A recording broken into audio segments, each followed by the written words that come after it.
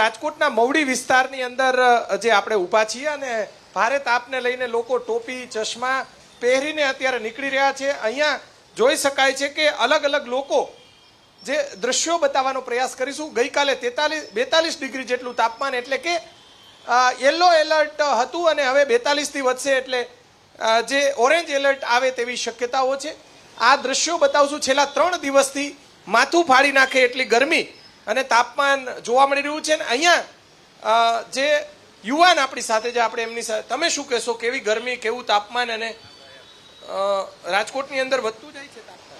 ગરમીમાં તો એવું છે કે બપોરે 11 વાગે તાપમાન એવું જબરદસ્ત થઈ જાય કે છાંયો ગોતવાનું એમ થાય કે ક્યાંક ઝાડવા નીચે ઘડીક વાર. અત્યારે વૃક્ષના ઝાડના છાંયે તમે ઊભા છો. હા, અત્યારે મોસ્ટ ઓફ અત્યારે એવું થાય કે બધાને વૃક્ષ તડકો પડે ત્યારે યાદ આવે છે.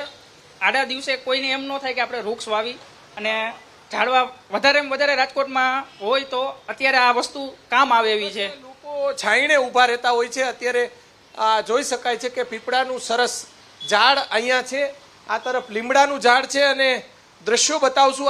અહીંયા જે આસપાસના વિસ્તારમાં વૃક્ષો નીચે લોકો ઊભા રહે છે. વૃક્ષો નીચેથી જ્યારે પસાર થાય છે ત્યારે પણ મજા આવે છે.